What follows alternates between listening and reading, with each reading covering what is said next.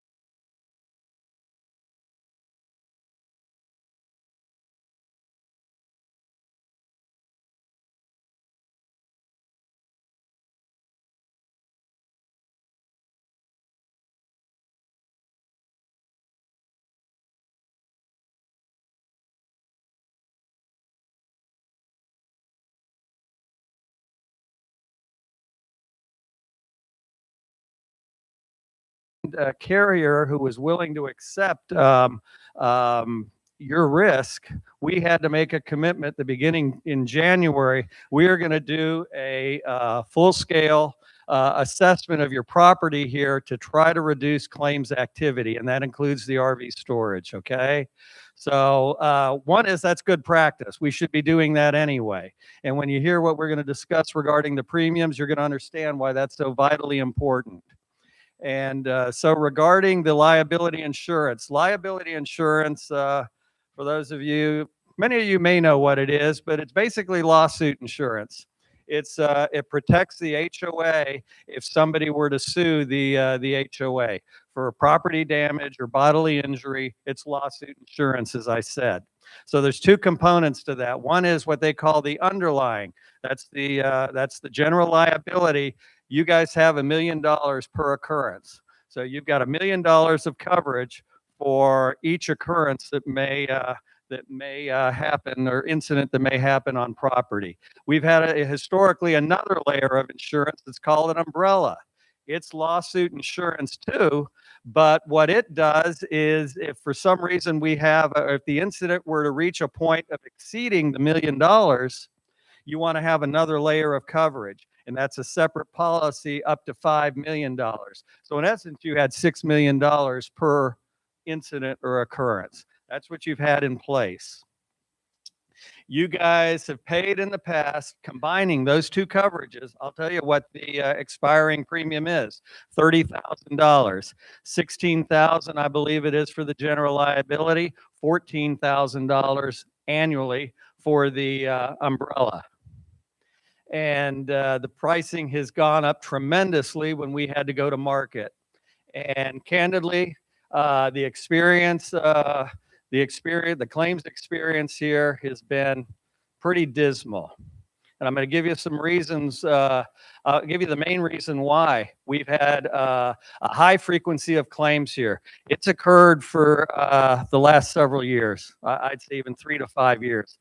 I've had conversations with the previous board that we were going to have a day of reckoning coming if this wasn't handled properly and we mitigated the claims. I can tell you this board right here has been very serious about trying to get that under control. The problem is the train had already left the station and the losses have already occurred. And I'll give you an example of some of the losses. In the past 3 to 5 years, I think the losses have been about 12 or 15 individual incidents that have occurred. And these losses, one claim just settled for over $100,000. There's another one pending for $54,000. So that's why your current carrier made the decision, we're not staying on this anymore. They're a preferred carrier, a premier carrier, and they were really good about managing the premiums. Premiums were under control at $30,000. They truly are. And but because of the loss experience and then having to go to market, reality sets in.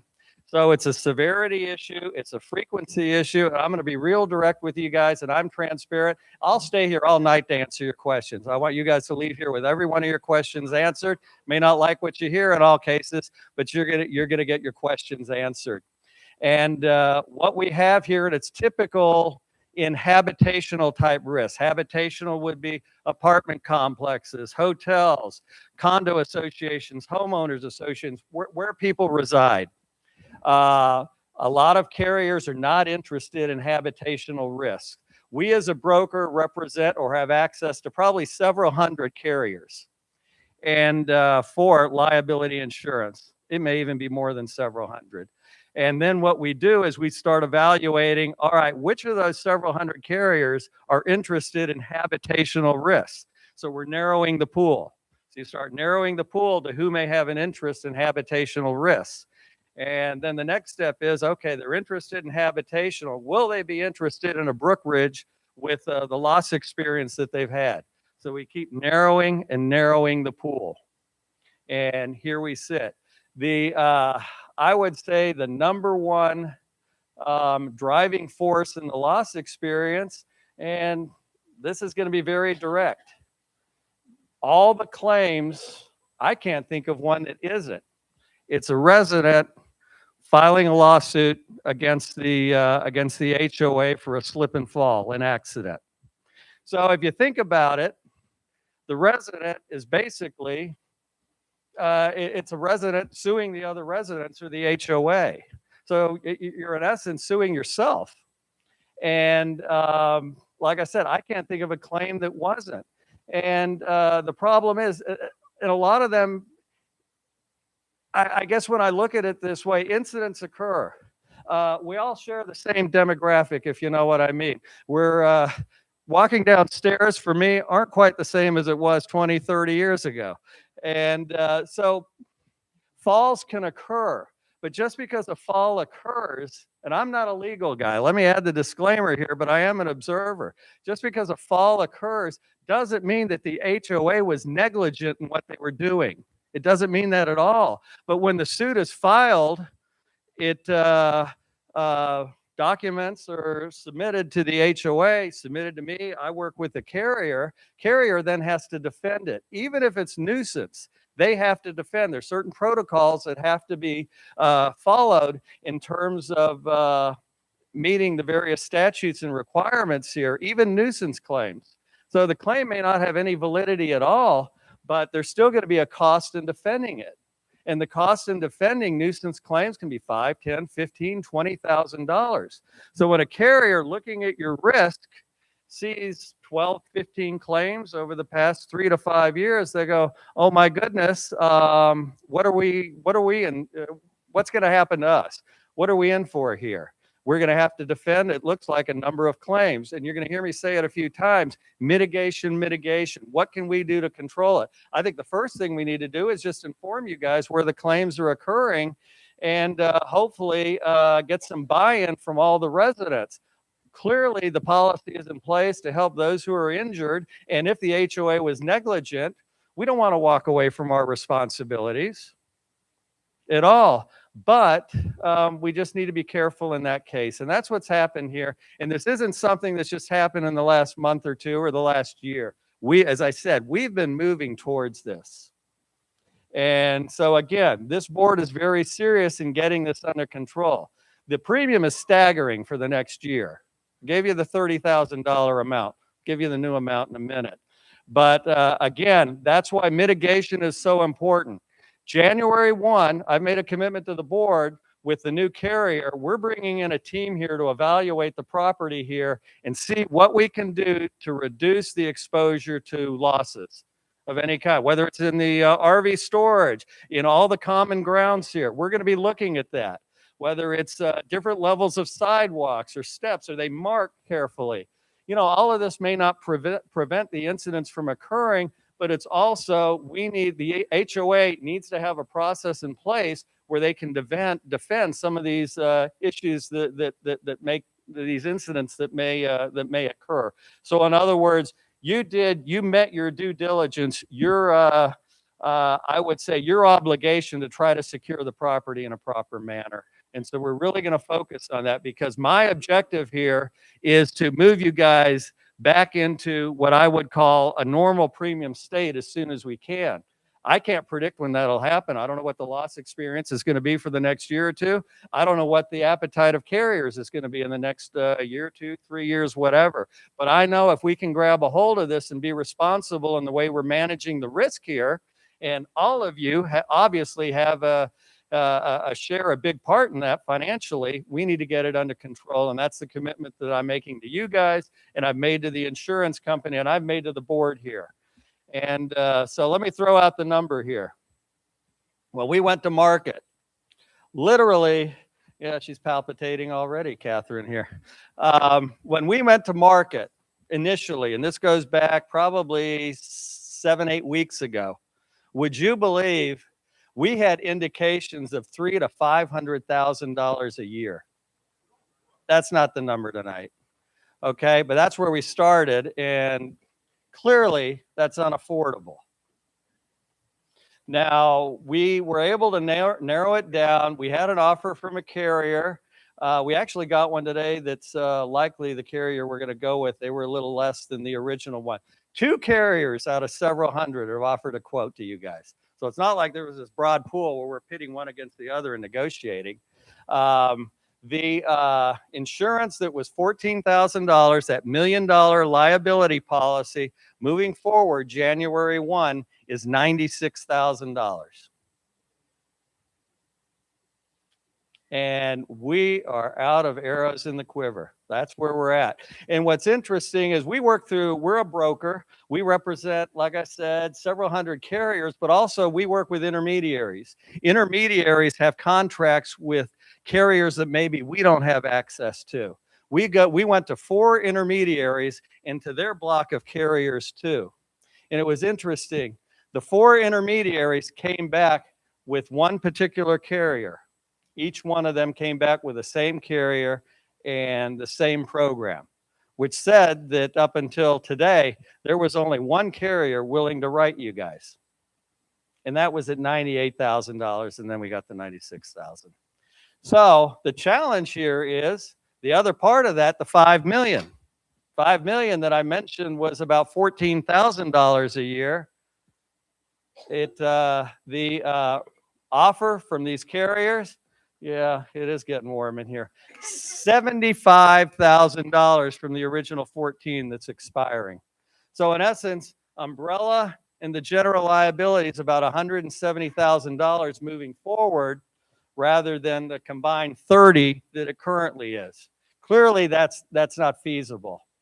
So we chatted earlier, the board's made a decision that we are going to have to forego the umbrella at this time. Now, I asked for a quote for a $1 million umbrella rather than the 5. So you got the million, then you got $1 million on top of that. But that's an additional $26,000, $27,000 for just the $1 million. And it's staggering. When I reached out to the board with these numbers, I said, I don't have any way to tell you this other than it's unfathomable. But this is what we're dealing with. So the board has made the decision to have the general liability. Obviously, you need coverage at $1 million and find a way to fund that. And that is why mitigation is so critical here. We've got to reduce the losses and reduce the claims experience. Now, I think if we can control the losses for a year, maybe we get other bites from other carriers. Maybe it takes 2. And then I start arguing trends. When a carrier evaluates the risk, they're looking at 3 to 5 years, maybe even 7 years of experience. Well, it's going to take an awful long time to erase the, all that experience. So after a year, probably takes 2 years. I try after 1, but I doubt the carriers will be interested in that. But I start talking about trends. Let me tell you what Brookridge did. Let me tell you about the mitigation. Let me tell you about the processes we put in place. And it's trending in the right way. Look at the losses this year. Look at the losses last year. We have something positive to tell them where I can negotiate on your behalf. But the fact of the matter is we're staring down a $96,000 premium, and that's only for the general liability. And so that's the transparent presentation on where we're at. And I want to recognize the board. I mean, this has been a horrible situation, a horrible conversation, and they've recognized the seriousness of this before we even headed down this renewal path, that something needed to be done. So here we are. Here we are making the best of the situation, moving ahead. Does it get better? I've been gray hair and no hair. I've been doing this over 40 years. So I've experienced things like this. This is one of the toughest. This is one of the toughest I've experienced. But I can tell you this passes. If we do the right thing, a year or 2 passes very quickly, and we can get the financial house back in order, at least on the insurance side. Okay, guys? So I'm optimistic that we can employ the right things and turn it around, but it's going to take all of us to do that.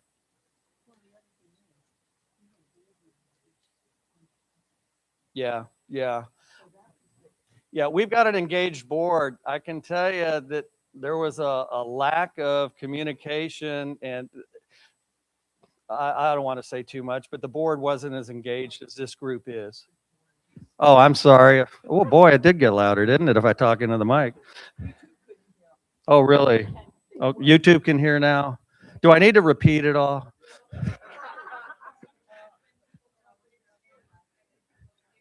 Yeah. I should know better than that, shouldn't I? Yeah. Okay. So have I missed anything, board? Please, if I have, I'm happy to share something else. So you're going to see me up here a little bit evaluating property, and hopefully we're gonna come before you with some changes that we're going to recommend. Okay. And are we going to do Q&A now? Is that the idea? You're ready. We'll open up the floor and everybody can stand. Yeah. You can ask your questions away. Nope, you got to come up to the mic. That way they'll be able to hear you. Yeah. Oh. There we go. YouTube heard that. Hey, we should have used this microphone. I'll hold it way out here. Anybody that wants to ask questions, please come up. Yes, sir. How are you? Hello. Yes, sir. All right, there we are. A few things here.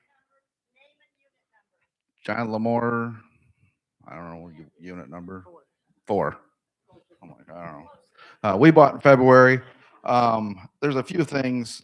Everything's like it's on fire, it's not on fire, sir. Some of that has to do with you, some of that has to do with this board.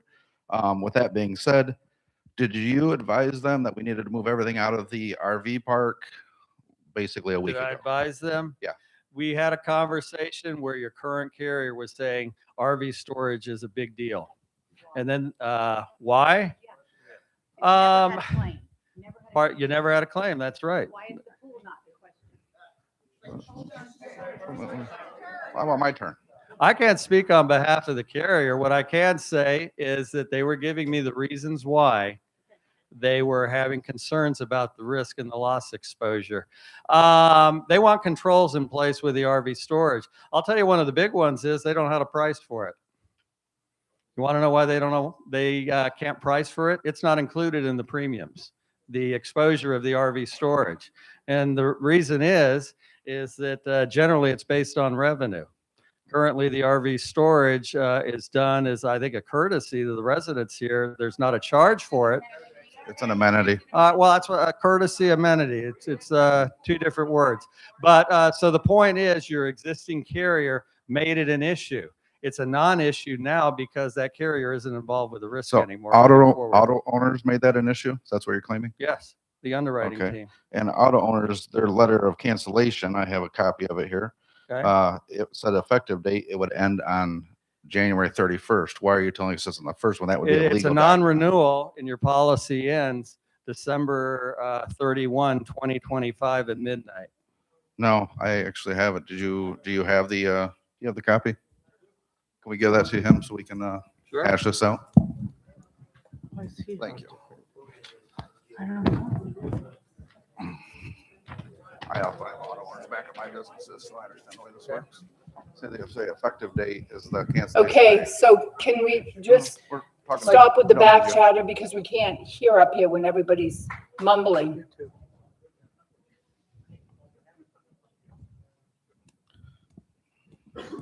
They've got an effective date of January 31 on the commercial umbrella. That's Thank the you. $5 million portion of it. Yeah, and that will end on what date now? I mentioned that. I said January 31. Okay, well, a minute ago you said it was what date? That's the underlying. I Right. was talking about the general liability ends 12/31. They're two different policies, sir. Okay. But And- this is and still I going to don't be in know. effect. So we're going to have the 5 million to the end of January, correct? Well, pardon me? Correct. We'll have the 5 million to No, the end of January. no, you won't. You won't. I believe, I don't have the paperwork here. I believe it's a 12/31 date. Why they issued I'll tell you why they did. They non-renewed your general liability and they have to give you enough notice on the umbrella. And so I don't know why they chose a January 31 date. Your policy expiration is 12/31/2025. It's funny. You want? I'll get you an answer. I mean, there's Yeah, nothing. there should There's be. nothing to hide here. I'll give you an explanation as to Yeah, why that's the dates may be confusing. And Right. The next question is for Catherine and the board. I met with the secretary and the treasurer, and we had another broker lined up that covers some of my companies and my family's companies around the country. They're also licensed in Florida, and all we needed was a loss run and the DAC. And why are we not shopping with more than just one person? If this person was in charge, I'm talking to the board, not you, sir.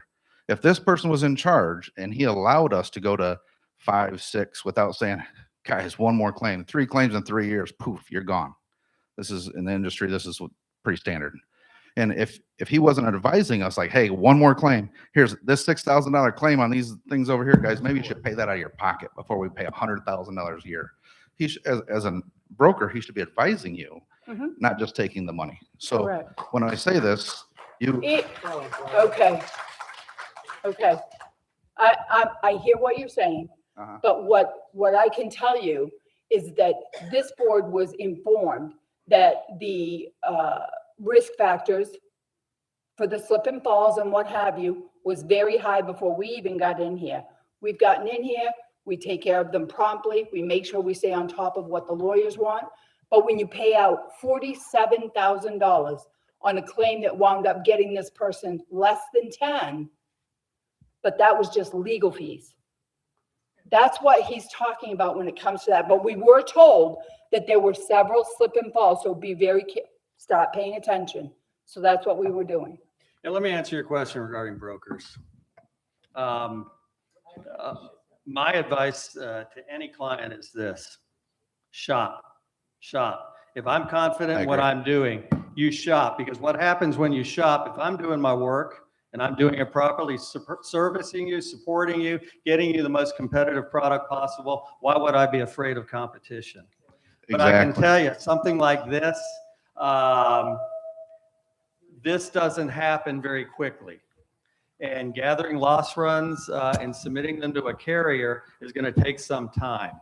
And so I don't know when you brought the, you offered an additional broker, but I'm telling you right now, I have no problem being shopped. If you've got a broker out there who wants to entertain this, why wouldn't I accept that? I want what's best for you guys. That's the same thing my broker says. Why don't we shop around and find who's best? Why isn't the board doing that, Catherine?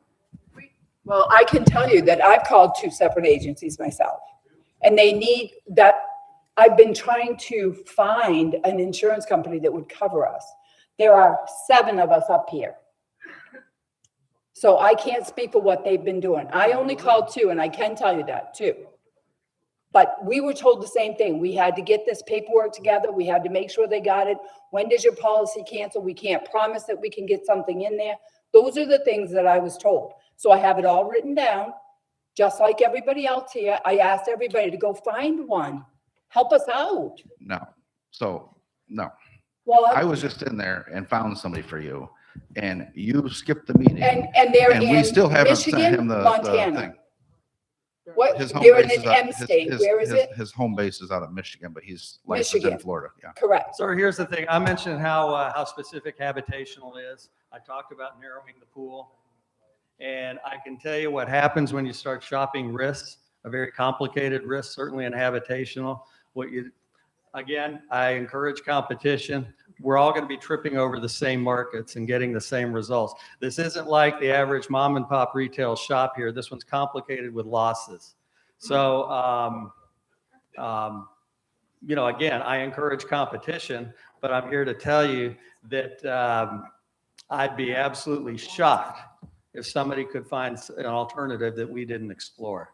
Okay, so you're also claiming that auto owners cancel us for hazards in the RV park. We couldn't get that covered. I didn't say When that it's was a- exclusively the reason. That was part of it. Okay. We need well, to I mean, give other people. We were told there's no discussed time Three on minutes. this. There's a 3-minute No, limit. there's not on town hall. What? Look at the Excuse bylaws. I me? looked it up. Tell everyone behind you. I know, you're look at not their done. chance. And I'm probably, Okay, you guys good? Everybody good in here? Oh, all right, here we go. Huh? Yes, sir.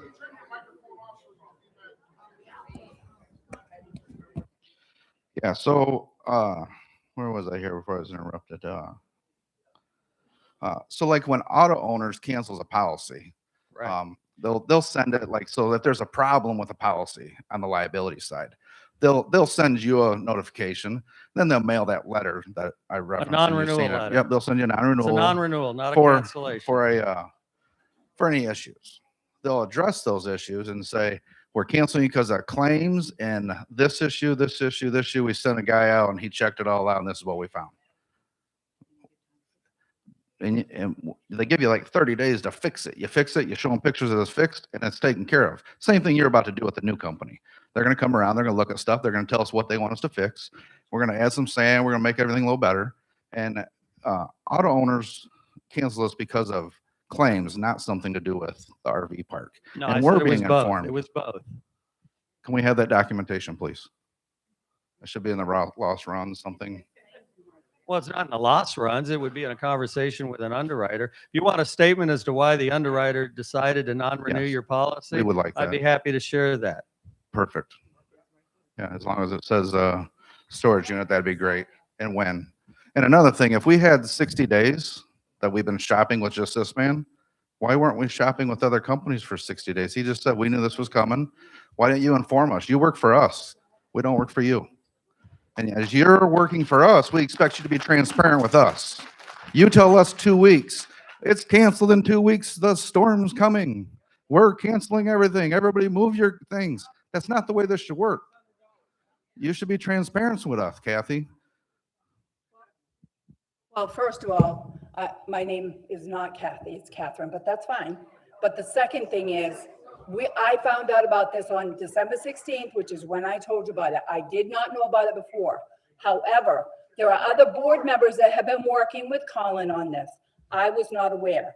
I was dealing with we all deal with different things. There's 7 of us. Ever hear about this thing rolls downhill, starts up here? You're passing the buck. It's not okay. I'm not passing any buck. I take full responsibility, but I was working on other things. I mean, As of December 16th, when I got the email from Colin about the non-renewal, that's when we all started working together. That is when I sent the email to the attorney. That's what I did. he had it 60 days before. If he's our agent and he's so good, no picking on you, then we should have all known at that point, especially the president of our HOA. And if you've been here for too long, maybe you've been here too long. Who's that? Me? Yeah. If proof's in the pudding. If, So next. Okay, I don't know. All right.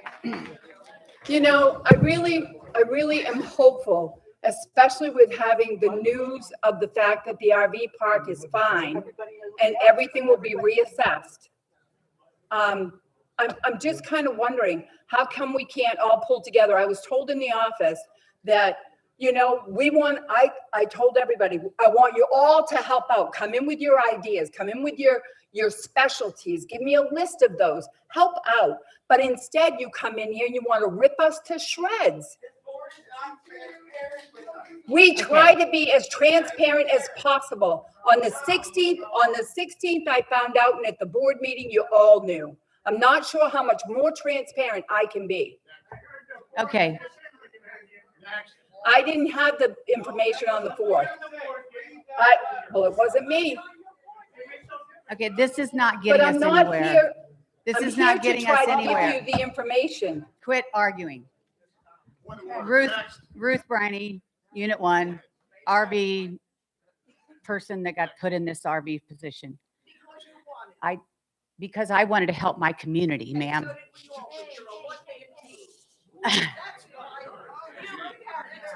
Oh, yeah. Okay. So, That does not keep the committee informed. okay, thank you. what's your question, ma'am? How can I help? I just want to say, I have been in the office and watching all of you work for the last 6 weeks. And, Okay. Excuse me. you know, She I'm has to be able to thankful that speak. you've gotten us. Okay, so you're more than welcome to get up in the line and talk. We would love that. Thank you. I'm thankful that you've gotten this insurance at this point. But I feel like it was the claims is why we got denied, not the RV compound. And because one person, the auto owners told you this, I think it's the whole community, and that is part of our property. It is Brookridge property, and it is covered under your Brookridge insurance. I'm not understanding where you're going with this. I mean, I thought I made it very clear. You've got bad loss experience, you've got frequency, you've got a severity issue. Oh, by the way, we're concerned about the RV storage as well. That's the way it comes across to us, is Well, you that's wanted to just exactly get what rid was of us. stated. Okay, the exactly what back was channel, we stated. can't hear anything. Yeah, so that's exactly what we're saying. Right. You came at RV compound and said, we're getting rid of you because that's going to help us be less liable. Why the RV compound? I don't see that. But I'm done with my 3 minutes. So. My name's Richard Harrison. I have 207. I have a 40-foot Montana down there. I've been here about a year. And one thing I noticed, and that is in this state, the insurance companies are ripping everybody off. I just got my $500 a year increase on my house, and I don't like it. Where are you from, sir? Originally, I was raised in New York, moved to Okay. Maine, and then moved Okay. down here. So Yeah. I've Yeah. been down here for 20 years. Okay. Okay. So Uh, what I did is a downside to here. One of the reasons I moved in here was that RV storage. mhm. And like her, I cannot understand why they focused on that and told us and Okay. that we have to get out when the insurance dropping is going to cover the whole park. It's not just the storage, it's the whole park. It's serious. But yet we got focused on, and it was like our fault that Well, they, it's not your fault, and we've moved beyond that. You Yeah, can stay there, but I and can't- the new well, carrier has been willing to what I'm accept trying that. to say is if they had issues that need to be addressed over there, why weren't they addressed? They had 60 days to address them. Oh, they've had longer than that to Yeah, address it. I agree with you. okay, because things I don't agree. get swept under the table. Now, what you find with auto owners, again, A++ rated carrier, one of the premier carriers in the industry. Pricing is very aggressive when it's something they like, top shelf company. Mhm. And they generally stay on a risk with maybe some warrants. If they see a reason to do so, if losses are in line and they feel comfortable with it, they're not going to micromanage the risk. So when I go back to them, when they're talking about non-renewing, there's a difference between canceling and non-renewing. They're going to take it through the policy expiration but not offer a renewal. That's non-renewing. That's what's happened here. The reason this gentleman showed me a cancellation on the umbrella is because auto owners will not put a $5 million umbrella over a risk that they're not offering what's called the underlying coverage, the first million. So that's the reason that one's showing as a Okay, cancellation. I could agree with that. you know. Okay, but beyond that, they tend to be pretty loyal. So I get the non-renewal Yeah. from auto owners. Okay, my And- second issue is basically with the board is the reason I found out about this is somebody told me in that park 3 days ago. And basically I ran into people afterwards that did not know anything about it. Now, if this was coming up and you knew it for 2 or 3 weeks, why wasn't every person in that park sent a flyer notifying there's going to be a problem with RVs? Because I was hopeful that I could negotiate an RV storage back in. Pardon me? You're right, but I just wanted to offer the information I'm providing the But board. still, and it's why the it was board's that. responsibility to inform people ahead of time. I'm scrambling here up until you just said we were covered again, trying to find a place for my 40-footer. A lot of places don't take them. And the ones that do find are $200 a month. If you got a little trailer, it's fine. But if you got something like mine, I'm looking at the option of putting it up for sale. And I didn't want to. So like I say, the board should have some kind of bulletin board notifying that we got problems here and trying to address them. Excuse, Comment on that board? excuse me, we do have some questions on the YouTube when you're ready. Thank you, sir.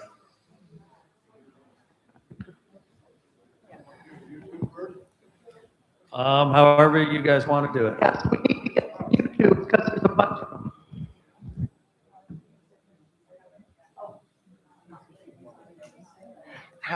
How many lawsuits weren't for injury but were for someone for personal issues? I'm not sure I understand that, but they're all claims filed. If I recall, they're all bodily injury claims. Between 12 and 15. Question is over what period of time, but I'd say in the last 5 years, there's been 12 to 15. Pardon me? The next question is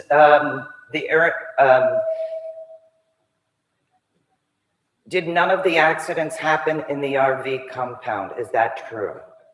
That is absolutely the case. No accident or claims filed occurred in the RV storage. Okay, next question.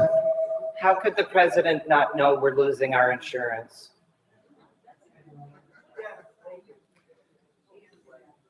That's already been addressed.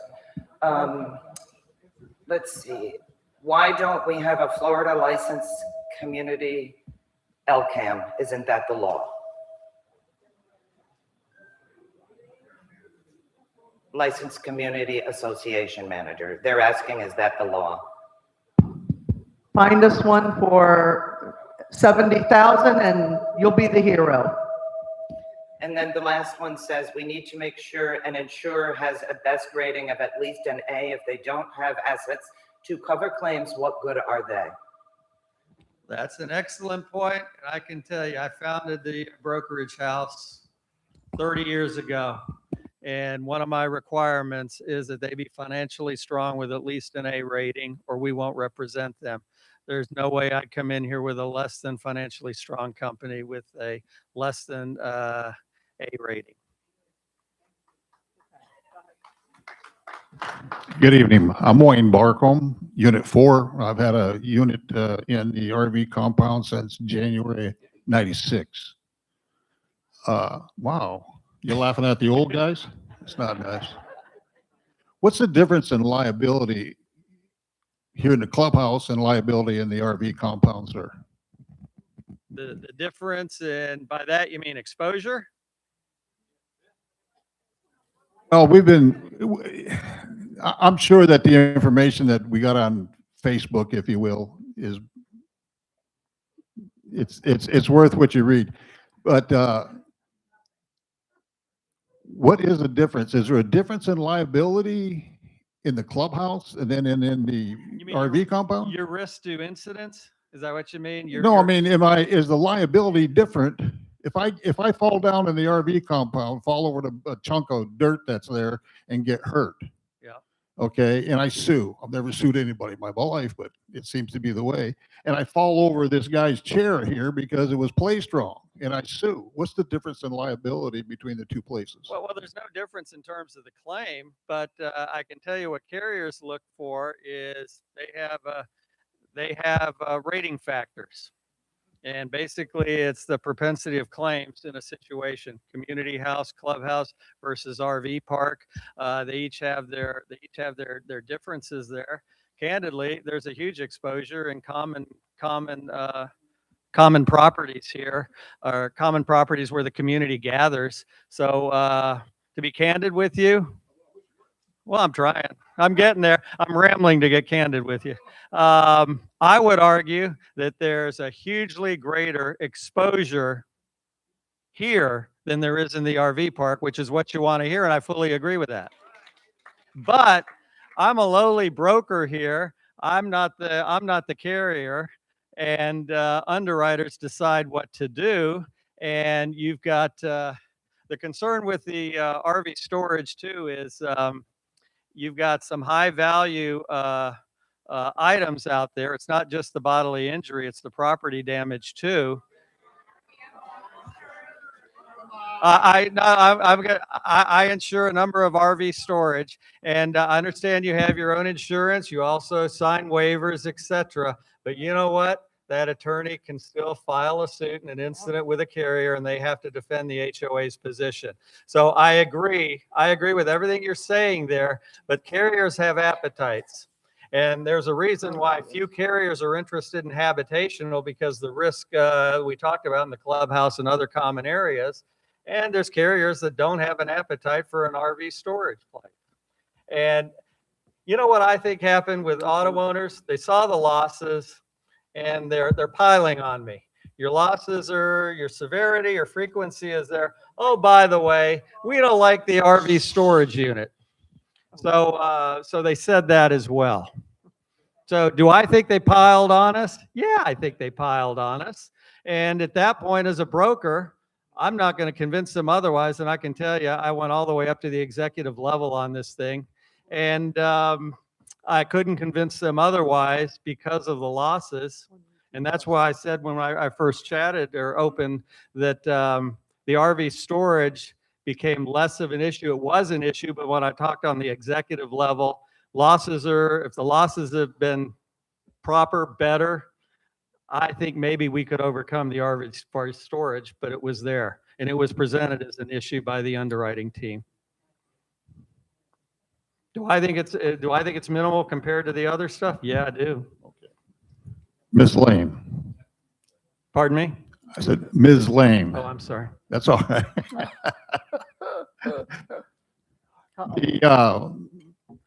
Under the Florida Sunshine Laws, are the lawsuits that's been brought against the association by members, aren't they public record? They have, yes, Can they be published? published. Yeah, put them out on your, we have a Brookridge website. We have a lawsuit filed by Wayne Barcombe against, for whatever reason. Peer pressure would stop a lot of that. Okay. What You I'm know, saying I is, think- if my I think that's a neighbor, really good idea. So I'm going to write that down. I'm going to give it to the attorney. And if he says yes, I'm going to post them all. why not? Why not? It's public record. I agree. I can go down to the courthouse and I can get their You know, names. They've done I've been told stories about, the wall of shame and all that stuff. So, It's not a wall of shame. You're being transparent, madam. no. I'm talking about other things. I past understand. history where Yes, it was I used. understand. Been there, But done yes. that. You know what, I'm going to check, honestly, I'm going to check with the carrier and see what their position is, what can be disclosed and what can't. I mean, you got medical issues, you've got HIPAA, et cetera. Understand So, that, but yeah. if the lawsuit is filed in the clerk of courts in Hernando County, Sure. I'm almost positive I can go down and get a copy of that. And I'm on that positive is you both can. names. Correct. But the thing is that what some people don't understand is that if we're told as a board that we can't say that, then we can't say that. Okay, then I'm asking you, please, to Please. check with our attorney. I'm going to check. To with say him. I'm that, hey, writing you look, down. The lawsuits brought against us are public record. Yes. Why can't I, as the president or the secretary, whoever you want to do that, Mm-hmm. publish this on our website, which we have, and say that on 1 November 2025, Wayne Barcombe Mm-hmm. sued the HOA for whatever the reason was. Right. Right. Well, I'm going to check that. I It's- got it's it right public here. record. Thank you. Thank you. Yes, I'll take care of it. and I'd be glad to help. Really? Have a great day. Thank you, sir. Thank you. I've got you right down here. Gail, are you next? Oh, there she is. Okay. Gail, we're just going to take the YouTuber because they were, okay. Question. I'm just gonna set it right over there. The question is,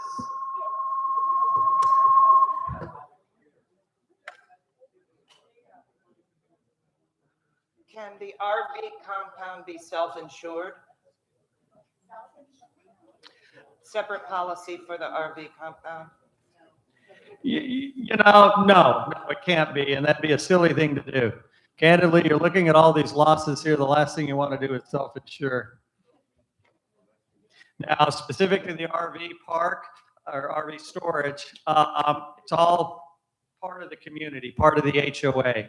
So it's very difficult to parse out one part of the exposure from the rest of the community. You guys have all the exposure here. You got to evaluate in its entirety. One carrier is not going to want to insure this part, another carrier insure the other. It all needs to be done in its totality. Self-insurance can work when there's proper funding here. And when you've got a great risk control program in place and you're mitigating losses, otherwise you're possibly setting yourself up for problems on the claim side. And I can tell you, there's not a carrier who would probably offer some kind of program on a self-insured basis for you guys.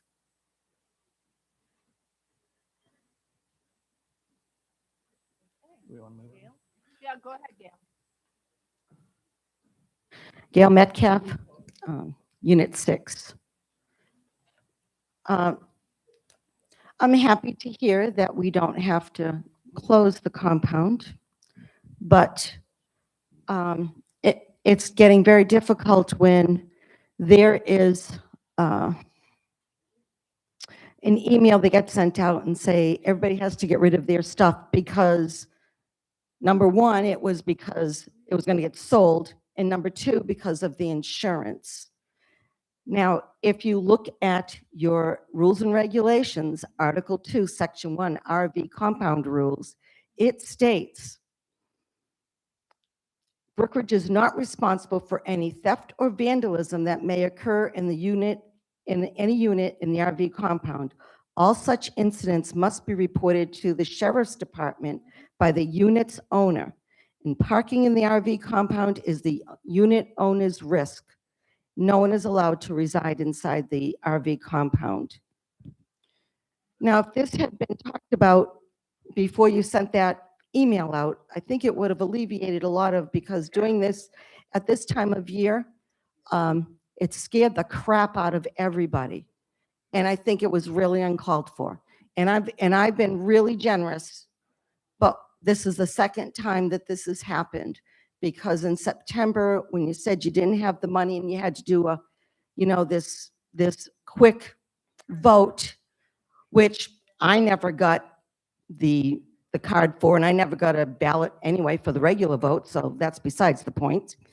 I just don't want you to keep doing this to these people.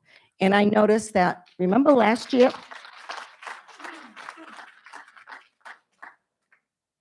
I just remember, was it last year or the year before, when the board wanted to make you all pay for the parking? And this is, yeah, I think it was a couple years ago. And it keeps coming up. And this, please don't do this to these people. It's an amenity. And, the insurance really had nothing to do with this, because the people have their own insurance.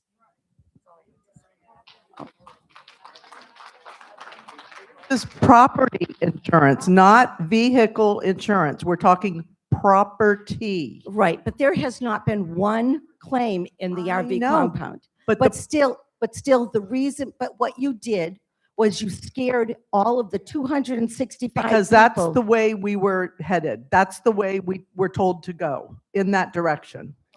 Well, all right, excuse me, I have the floor, please.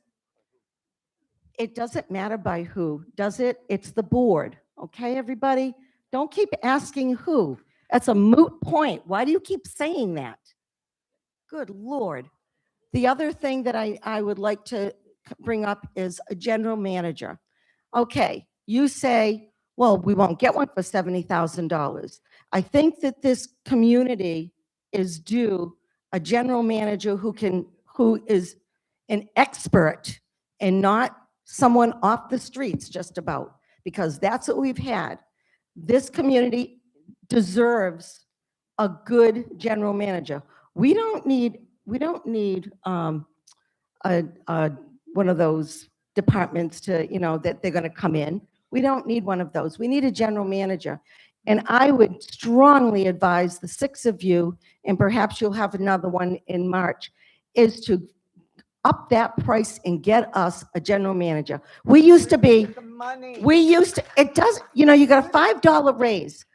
The money for a general manager And now is we have- so, does anybody agree with me that the money for a general manager is most important? Okay, so let me just ask, which do we do? We've got $70,000 for a general manager right now. Uh-huh. But now we've just got slammed and we have a 96. 96. Can't take it out of Cannot reserves. Take it out of You reserves. cannot take it out of reserves. Reserves are only for maintenance of all of the buildings, okay? Excuse me, I have the floor, please.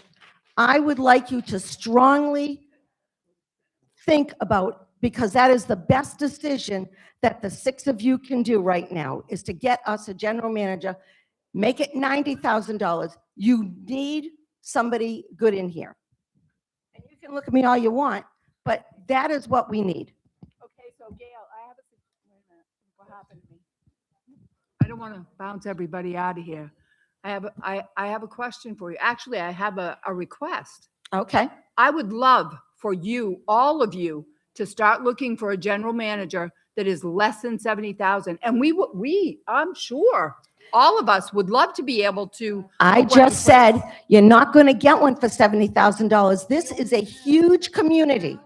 This is a understand huge that. community. I You need to understand that. make sacrifices, and you got a $5 raise, people.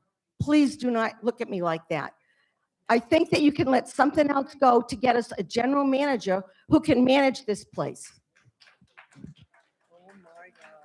Okay, so, well, you know what? Let's rock and roll, shall we? Good night.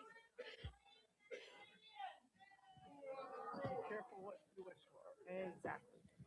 My name is Joe Fox. I've been here exactly 6 months. I bought this into this community because of its amenities and because of its RV parking. I'll be very upfront with you. Now, I've spent a lot of time in the military, and I've discovered a few facts, immutable facts of nature. If you wring your hands about something that's wrong, all you get out of it is wrung hands. If you haven't already been exploring another alternative outside the box, for example, people who have RVs will now be given a 2-year hiatus and allowed to park their vehicles in their property for 2 years only until such time we heal. Okay? Some people may complain about it, okay, but that's an alternative. In the past 2 years, you've said primarily all we've had is slip and falls. And was that by any chance in the pool or here? Where were the slips and falls? I can't hear you, sir. Where were the slips and falls? Yes. Yes. Primarily in the clubhouse or various events that occur around here. Yeah. Okay, there is some very good non-slip that can be applied anywhere. Pools, this floor, made of aluminum oxide and a rubber compound, which doesn't abrade, doesn't wear off. It's got a minimum of a 30 to 40-year lifetime. Okay? So, you know, we can mitigate some of this stuff ourselves. Okay? It's not undoable. It's not impossible. Okay? But if all we're doing is wringing hands, then it's defeatism. Okay? So let's start looking at positive outside the box solutions. Okay? Now I can tell you, people have come up to me personally and have told me they would love to see a lawsuit at a class action level if this stuff goes away. I'm telling you that up front. I'm not the one threatening. It's been told to me. Okay? You don't want to go there. Okay? But I owe it to you to at least pass that on. Okay? Thank you. Thank you.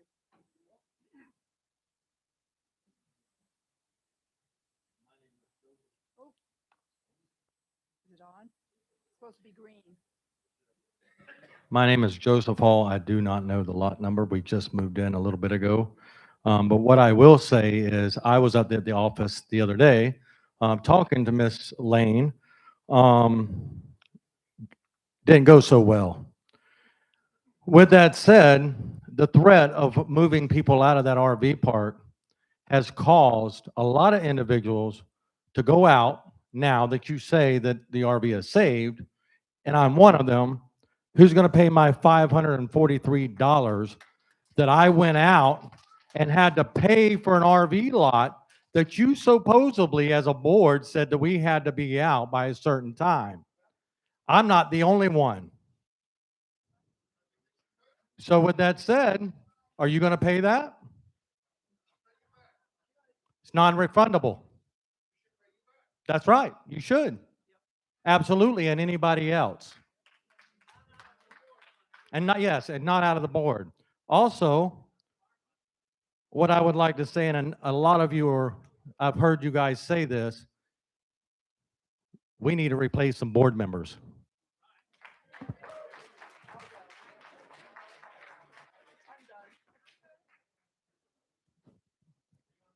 I think we'd all step down right now.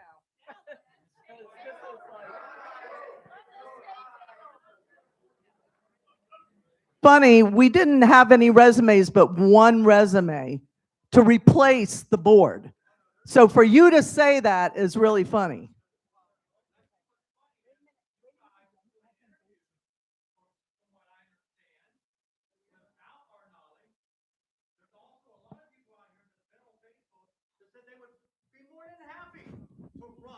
Well, they did it. They did it. We don't, we accepted applications for 90 days. We had one person, and he is in the building somewhere here with the rest of us. But we welcomed everybody to come in and do that. So it's too late now because the deadline is up.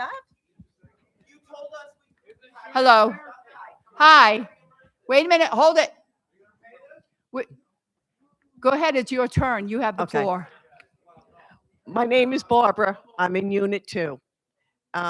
Couple of months back, when we spoke with you, Jane, about the RV committee, we gave you our background. You told us to fill out the form. You gave it to us. We went 2 months before we even knew who else was on it. Okay. We presented suggestions, but we have a one-man team. So my husband and I would like to be taken off the committee. She goes up to the office every day working there, never tells us that she's going so that we can go up and give her assistance. So we would rather just step aside and take our names off of it. And as far as the RV committee, RV park goes, I have to say, it is a disaster.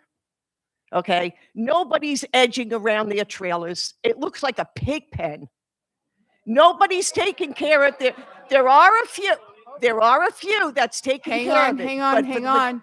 She has the right to speak, just like the rest of you have had the right to speak. A few people are taking care of their area, but for the most part, there are trailers there with grass growing up through them. Come on, guys.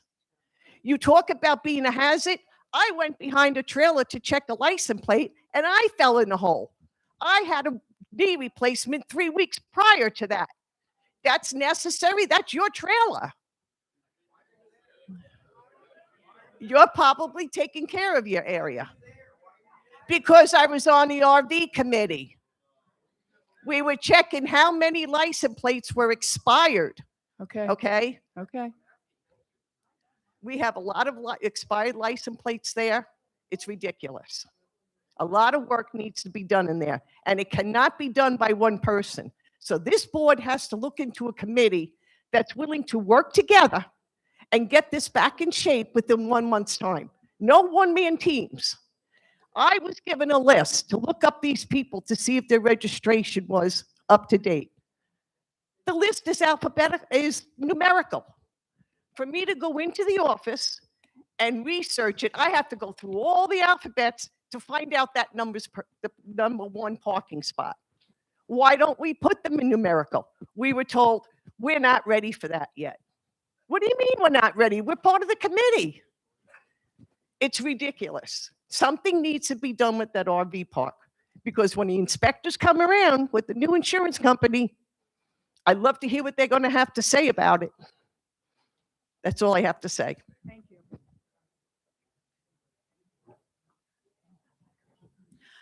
I'm Jeanette Jackson, Unit 4. I had spoken to you before. I spent an entire day investigating companies that you could contact to get rid of the guards at the gate that are totally inefficient. You did nothing with the information. Your next reply to me was, well, we're going to put that on the back burner because that's not important right now. There are places we are spending money in this community that do nothing for the people of the community. So if you've got to come up with more money for insurance, take it away from code enforcement. Take it away from some BS that we don't need. Code enforcement's entire purpose is a gotcha. What do they do for anybody? Tell me. Do they stop somebody doing 1 mile over the hour? No, all they do is persecute people. And so you need to take money, you're overspending for somebody to guard us like the Gestapo, when you can pay for our insurance if you take that money out of code enforcement. There are places you can cut. You all decided, what, you have 700 votes? You said, oh, and that, oh, that's so exciting. We got the $5 increase. Really? That was what was exciting to all of you? I was here for that meeting. 700 people out of this entire community agreed to pay the increase. I don't care about the increase. We agree with that. We agree. Absolutely. There are places in that budget that are garbage. You have a quota of how much you have built into your income, how much money code enforcement, a quota basically, that they have to turn in for fines. Really? So that means if you're running short at the end of the year, you're going to go house to house and, oh, you've got 16 plants instead of 3. Give me a break. And there are so many practical things that could be done. And there are people in here that I know for a fact have asked you to arrange some way that we could do yard sales just once a year. That's all. It would get rid of a lot of junk that people have, but no, nobody ever addresses that. The stuff that you address, like this RV thing, scared the hell. I don't have an RV over there, but my sister and brother-in-law do. Why did you have, you've got your hair on fire all the time. I'm just asking why. Has anybody contacted the state insurance commissioner? make the call for receivership. Go ahead. Has anybody contacted the state insurance commissioner or Governor DeSantis's office for help with the issue of them bilking us for this insurance? Anybody contact them? Anybody contact your congressman, your senator?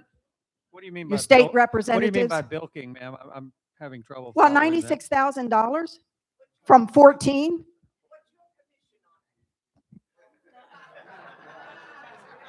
That's not even the point. The point is that is a massive increase.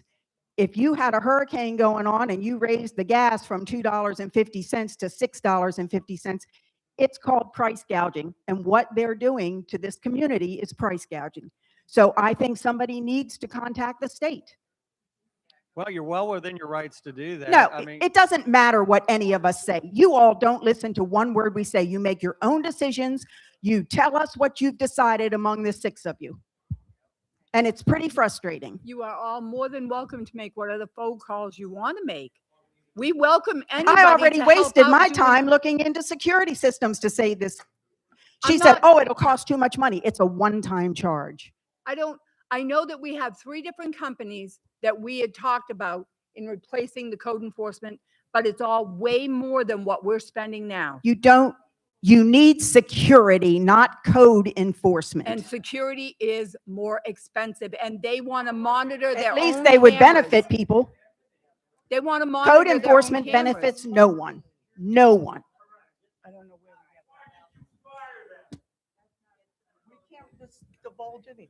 we're not going to talk about I know, employees. you This can't is about talk. insurance. Well, you can go on the Hernando County Sheriff's and find out a lot about this community that you all don't divulge. So as far as the transparency issue, I'm not seeing it, guys. Well, I'm sorry.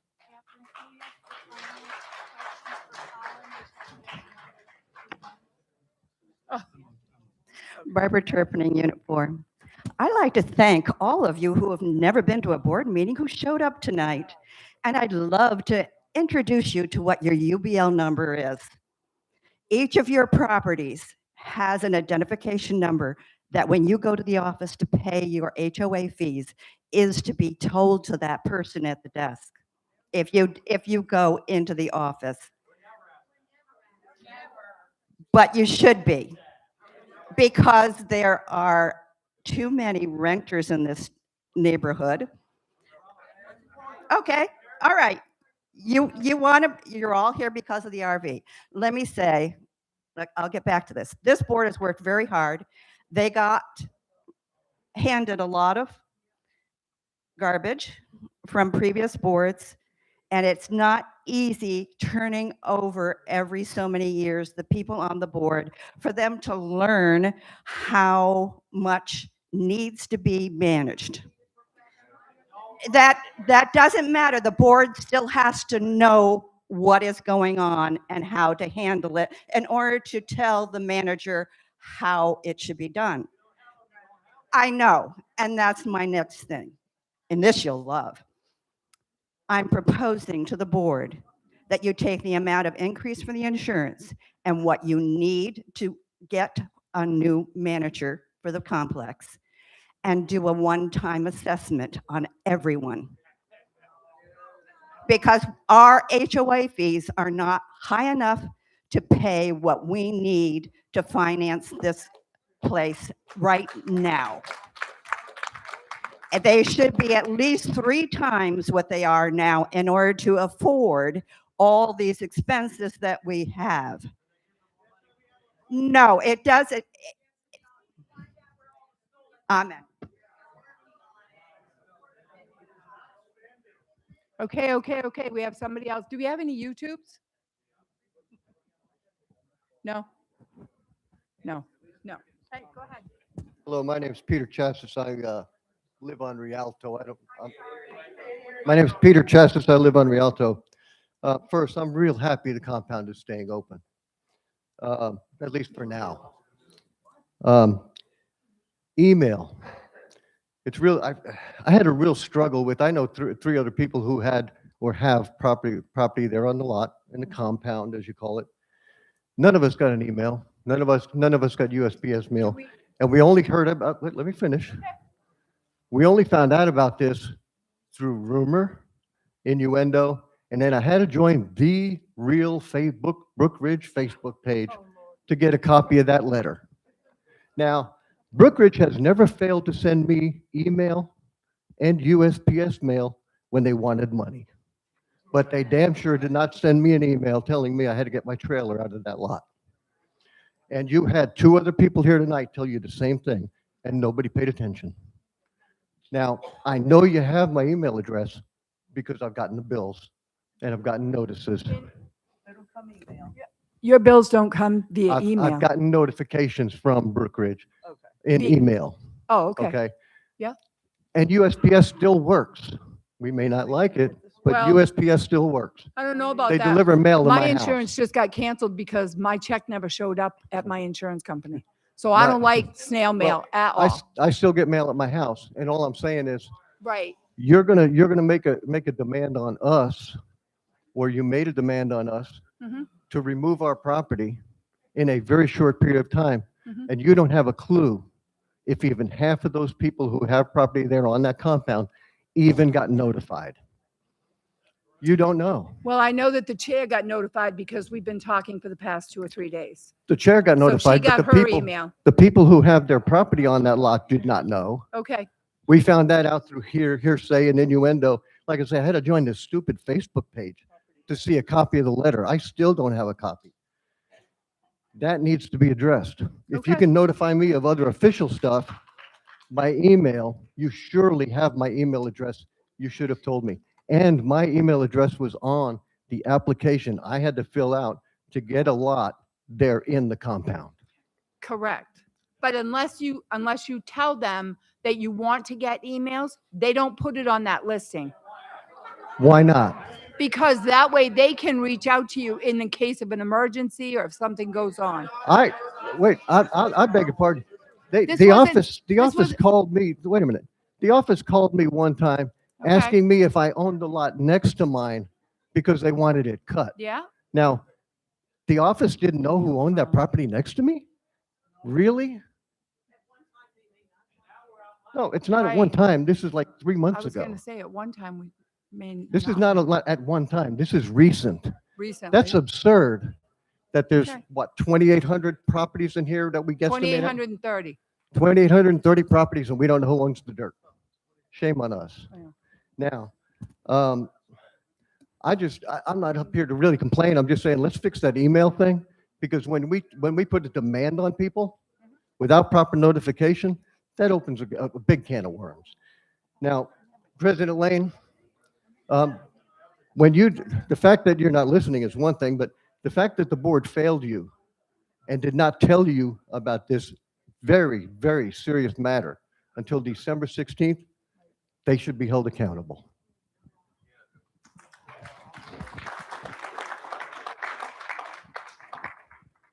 Hello, my name's Evelyn Mitchell, and I'm usually not told that I'm quiet, so that's why I'm holding the microphone away. My name is Evelyn Mitchell, and I'm with Unit 6. And my first comment is, I know for a fact that aside from Dawn at the office, Ruth has been given hours after hours, and I'm not sure if the lady next to her, are you Karen? No, okay, well, anyway, there's another lady that's been helping her, and no offense to the lady over here, but you can't have 20 people or 6 people in the office. You can't have a lot of people. So just so you guys all know, the database, Mr. Gill, something happened to him and the database was lost and whatever. And Ruth has been working months and hours and days with phone calls. So I'd just like to give her a public acknowledgement for everything that she's done, and the other lady. Okay. Because it's not something that you need a lot of people to do. The people that were walking around looking at the license plates, that's what was needed. You can't have 6 people working a database and spreadsheets. So there you're wrong. Okay, the second thing I'd like to do, sir, is according to the other gentleman that said about posting the insurance, I was standing in the back and I was thinking, okay, if the claims aren't for the RV lot and the claims are here, and you were saying about mitigation, and I'm sorry, I don't know insurance terms, but if there's things that like we can do, or things that have they been negligence that people have fallen, or what can we, other than shaming people, what can we do you said that we need like 7 years maybe, or 5 years, or whatever years to reduce. What can we do to stop it? Yeah, that's why we're gathering after January. I mentioned that we're going to put together a group. We're going to evaluate completely, do a loss assessment here, and try to mitigate future losses. So we're on it. We're going to do it. It's a commitment to the carrier, and that's something we need to do. But were the losses that we've had over these past few years, were they people tripping over cords, or were it people just it's tripping falling, over or curbs. It's tripping over, the sidewalks. It's tripping over parking where you've got the curbs out there on, where cars park. Tripping over that. So it's just normal falls. It's not through anything anybody's It's normal everyday falls, and like I said, is it the negligence on part of the HOA or not? I don't know. The incidents were filed, litigation was filed, and we had to address it. So we may or may not be able to do anything. No, there's within plenty we can do. Trust me. Walking around here and assessing this, there's plenty we can do. Okay. And I'm glad that we've got a board who's supporting it now, Okay. frankly. All right. Thank you. John Lamore, Unit 4, one question real quick, just take 1 second. I requested earlier, Val, Jerry, you guys have Dan's information. At this point, we're probably gonna have to go with this, but we also need to shop around. Even though we're gonna have to accept this, we still need to shop around.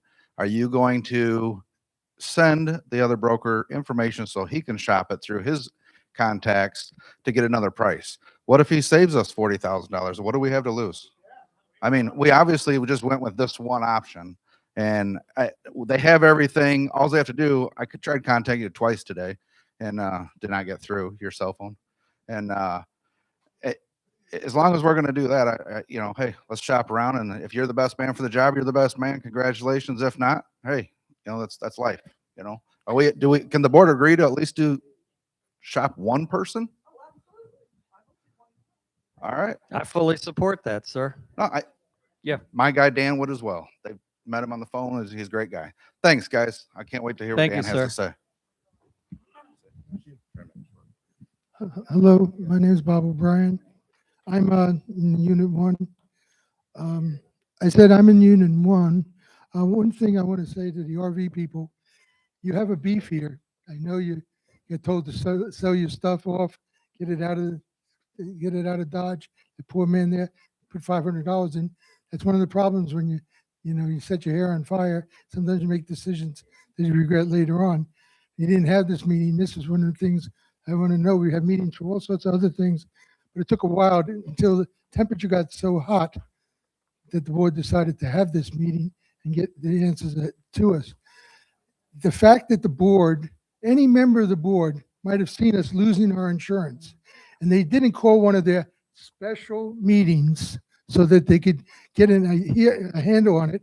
We've had more special meetings with this board than any other things. We have no idea what those special meetings were for.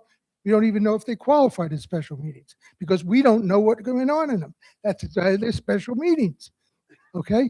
Now, when I came in here, 22, I asked them, I said, how many outstanding lawsuits do you have against the HOA here, against Brookridge? We can't tell you that. Well, if I come in here as a homeowner and your $6 million policy doesn't cover one of these things, I would be personally liable for part of that money. I think I deserve to know who's suing us and when it might be. Do we have, how much money? If we asked them right now and they said, well, I'm sorry, we have $7.5 million worth of total liability. We have $6 million. That means you people are on the hook for $1 million. Each one of you can pay it out of your pocket for your share, but I can't do that, unfortunately. Okay, I'm retired. So the thing is, that's one thing. We should know if people are filing suits, what the suits are for. Are the suits because, like the lot here, they put this lot up as a whipping boy. Well, we got to get the RV lot. The RV lot is the reason why losing our insurance. That's what I heard from everybody. But then I said, I never remember the RV lot being sued for anything. And now they admit the RV, there's no suits against, but there was a big possibility, and there's a big possibility lots of things can happen. A hurricane can come and wipe out the entire RV park, but that's not likely to happen either. But what I'm saying to you is a lot of things, I've been here for 3 falls here in the building here, okay? And if 2 of those people, at least 2 of those people sued, and I knew that there was a suit there, I would be able to see, the reason why the person slipped was not the fault of us. It was the fault of those 4 tequilas they had just before they went out the door. But by not telling you who is suing you, they lose all their witnesses. Oh yeah, I remember when she took a nosedive. Wasn't she doing the body shots there? I remember that, okay? But you lose your ability to defend, all right? Do you want to, I'm all for people getting the money they deserve, but I also know that there are people who take advantage of the system and also people who sue because they don't want to admit it. I was at a private party where somebody tripped going in the door after they had quite a few drinks, and everybody pointed to the homeowner as being, oh, your lip on the door was bad. No, it wasn't. The person walking shouldn't have been walking, okay? An ambulance was called, no doubt, tremendous thing. Luckily, they were the smarts not to sue the homeowner because there were too many witnesses who saw her drink all the stuff she did. Now, one thing that I haven't really heard that much about tonight is we have a $96,000 bill here. If we got to continue on, we have to take this general liability insurance. Now, we've heard that we're going to use the sacrifice our general manager's salary for that, but we've been doing it without the general manager for the whole year. So they must have been using the money for something else and not telling us about it. But you have to say the $70,000 goes to that, all right? Where's the other 26 come from? All right? They haven't said this is the $96,000 and the board proposes a special assessment on you, or they want to have another vote to raise the dues up another $5 because it's almost another $5 to pay it, all right? So they haven't addressed that. Now, I would think the board would want to tell us how, not only that we found a solution for the problem, we cut off your leg, all right? so you can live, but we're not going to tell you when the doctor's going to do it and how much it's going to cost you. And that's what's happening here. I have sat there and I said, now somewhere along the line, then they said, oh, we're going to give it the 70,000 for the general manager. All right. So we're sacrificing the efficiency of government to get this insurance. It's going to cost you another $4, another assessment about $4 to pay off that $96,000. And special assessment doesn't help you because it's a Band-Aid. It's this year only. Next year, you're going to have to get another special assessment. So unfortunately, a lady there who said she wanted to put this 70, well, you're going to have to up the budget, but you'd think that that would happen a lot as it is now, but it doesn't happen. Okay. The thing I would just want to know is if you got rid of the, according to the insurance man here, if we got rid of the RV lot entirely, that wouldn't really make the 96,000 go away, would it? Okay. So the RV lot was just a stalking horse that you get people mad up. You know, that was. I didn't say that, sir. Well, I'm just saying is they took you got people mad about it, and now you got people saying, okay, well, God, we're not going to lose the RV park. We just have to pay another $96,000. All right, and now we got to figure out solutions. The board should have been looking at this and making those mitigation things in June and July. If we were having trouble with insurance, that should have been done after everybody slipped and fall here. Everything slip and fall. The same things happen here. I think we agree with that, sir. I absolutely agree with that, and I think the entire board would agree Well, how with come that. they didn't do it? Well, here's the thing, sir. I've been working with a number of board members here who are no longer on this dais now, and I can tell you, we finally got a group who's engaged, but they're engaged but not elected. Excuse me. That's that. Let me just speak to your question, though. You had a group who was disengaged with the insurance. I said in my opening remarks that this was a train coming for a while here. So this isn't something, we've just finally reached the point of critical mass. But we're trying to address it now. Now, if they're having a trouble with the database, I think all the RV people know how important it is now to get all your information into the office so they can't claim that they don't know who you are and what spaces you have, because that's an excuse that we had to gather our forces to know how to contact you. And the other thing is, you guys have been down to the RV lot helping people get RVs out. It's, you know, you guys could do a hell of a lot better job on keeping your areas clean and everything. You know, you get the respect that you earn. All right. And when people went down there to look at it, I know several people went down there and said, is this worth saving? Because it looks like these guys don't really give a damn. And they let there are license plates that aren't valid. Those things have to be taken care of. You know, if you don't want to abide by the rules, they're going to throw you out anyway. So, you know, clean up your acts. But the board, tell us where you're going to get the other $26,000. Do you have an idea? Catherine, do you have an idea? $26,000, you take the 70. I don't know where the 70 is, because according to Jerry, we didn't have the 70 a couple months ago, but now we got $70,000 squirreled away somewhere. Where's the other 26 coming from? We've had the 70. Jerry never said we didn't have the 70. He said we didn't have the 90 or 110,000 that the people that have come to interview want. We do have 70,000 to pay a general manager, but the people that have answered the ad and that have been sent to us all want 90,000 to 110,000, and then they want to raise in 3 months. So that's what we're getting, 90 days. When you came to us for the increase, and Jerry said there was no money, the 70,000 was somewhere, held off somewhere. That's why he said we don't have any money, because that was earmarked for a GM. So, okay, but I didn't see any documents that said that. When I looked at the budget items, I didn't see anything in the budget. It's an earmark. It's in the budget, yes. 70,000 is in the budget. There was a line there, but it didn't say the $70,000 of the money we had left was earmarked for that position, so we could pay the position. All the money, it was all grouped in there. It's all. Are you saying that there wasn't a line item for a GM? No, not that there wasn't a line item, but I thought that's what when you presented it to us, Jerry presented to me when I talked to him down Now, the Okay, other- I know what you're saying. Yeah. At the end of the year, we did not have the money.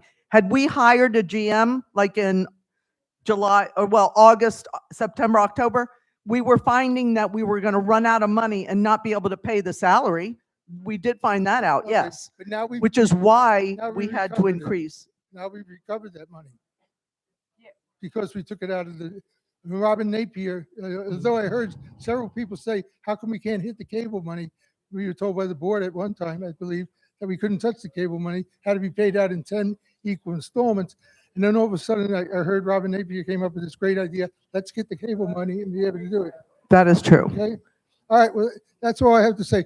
By the way, I do not have anything in the RV park, and I just wish you guys best of luck. I'm sorry about all the people who went out and bought new spaces, okay? And I'd like to still hear the board figure out where the 26,000 is coming from. We're trying, and anybody has ideas, bring them forward.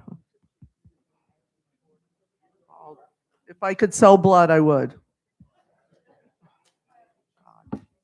So my last question that you never answered, the 543-18 question.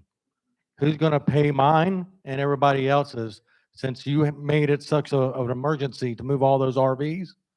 And now you're keeping the RV park, am I correct? Is that We are caretaker? allowed to now. We are allowed to keep it.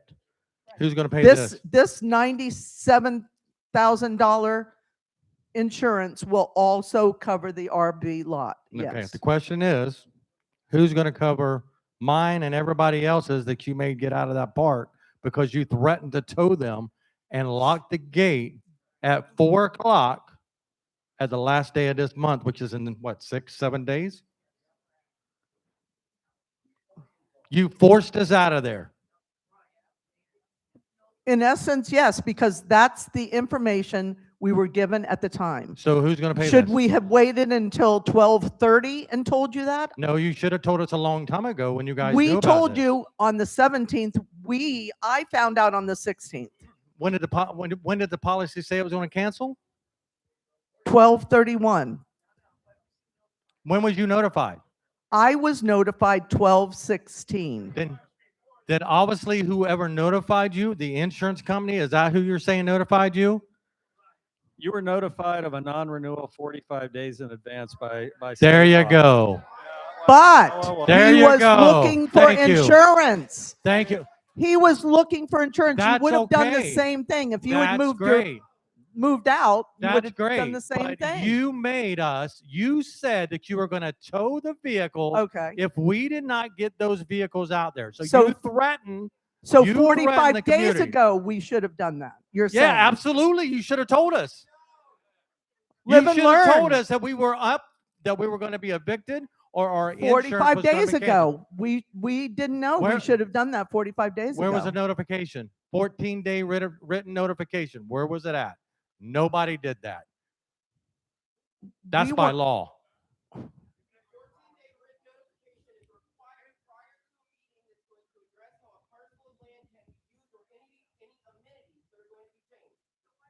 This wasn't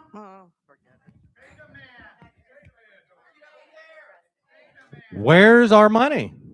Who's going to pay it? I want an answer. I want an answer. I'll go to, I'll start selling used things. Okay. I'll get you your money. You heard that, right? What are you wanting? You heard that, right? But I'm not the only one. But I'm not sell the only one. blood. I'm not the I only don't know one. what else I can say. I'm here for the group and everybody. It's Everybody you're that has done ridiculous. this, we should be reimbursed. Answer?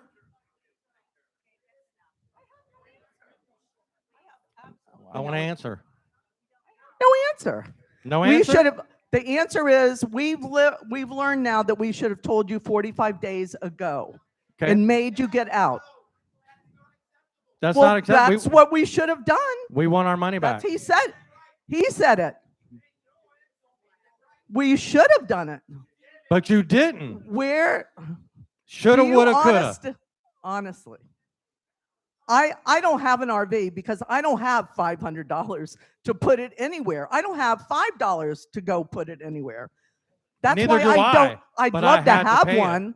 But I I'd had to love pay it. the luxury of having an RV, okay? I don't have one. That's not relevant. It is relevant to me. I don't have the money. Where's our money? So I don't know where you want me to get the money. You should have thought about that before you Quit threatened to kick us out. talking. Hey guys, on the 45, it's on the 45 days, we're issued a non-renewal. I want to clarify this. Now? You got to hold this one in Cuba. Okay, 45 days. I want to clarify that. The carrier offers a 45-day non-renewal. They don't give an explanation why. That comes from conversations later on, subsequent conversations to it. So I don't want to leave here with a perception that 45 days notice on the non-renewal stated, hey, RV storage is a real problem. That's not how it works. That comes through conversations later as we discuss it. Pardon me? I've said that 10 times already. The underwriter with auto owners brought it up that it was an issue. It's Hello. not an issue with the current carrier, thankfully. Or we'd be sitting here having a different discussion. Hello, my name's Joyce Fox.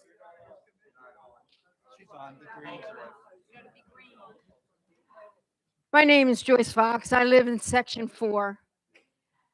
As far as the 45 days is concerned, I know for a fact that they insurance companies do send out.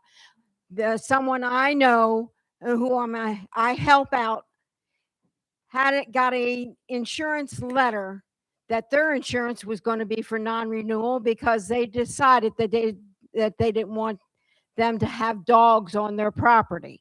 Okay, they don't live here, but during that period of time, I helped them find and locate other insurance companies. I spent 4 weeks finding it, but I found an insurance company that was amenable, that they could afford.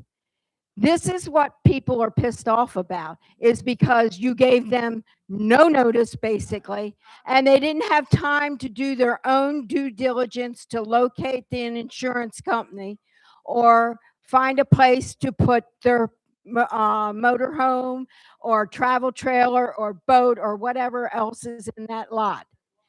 We were on a Caribbean cruise to nowhere when the notice came down, and we received that information when we got back on the 19th. So that gave us less than maybe 10 days to find a place. We found a place to move our 16-foot travel trailer. So whether you get it, keep it or not, mine's going because I'm not going to go through this again. You do not hold up to your own standards. You put in place the standards on where we live, how we live, who can come and go, and yet you don't follow your own rules and your own regulations. And it's not fair to the people who live here.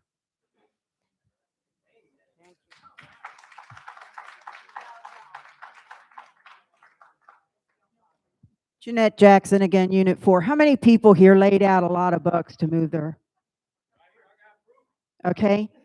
What needs to be done with that RV park, instead of secretly giving a donation each month, some people do, some people don't, set a price for rent in that RV park. And then every one of these people that laid out money, park free until you've paid that bill. That should be a lien.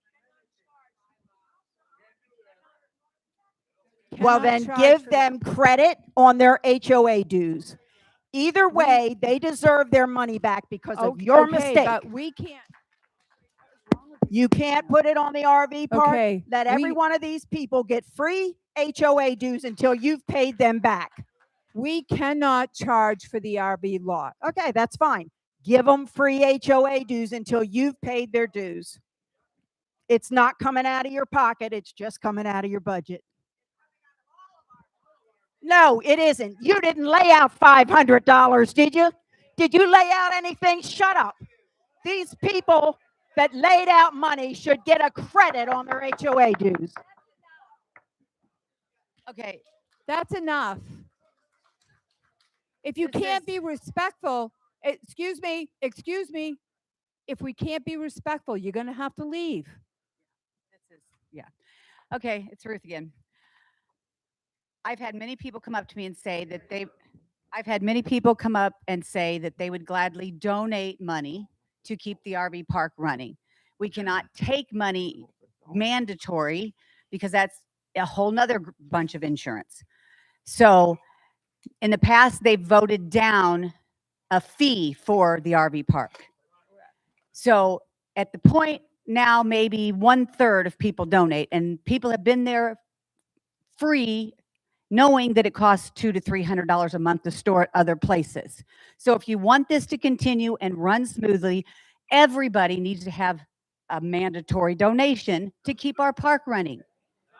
So we will try to work on that. We will try to work on this problem that you guys had to spend all amenities are not free. First of all, no, they're not. Okay. They're not. Okay. All amenities are not She free. has the right to speak. It's not. We pay for the. We Hang pay on. for this. Hello, everybody. She has Vince. She has the. Okay, I heard you. I heard you. Look up the definition of amenity. I did. Can I finish? We're not. Okay. Okay. My point is the dance hall is not free when you go to dances, when you pay for dances, when you.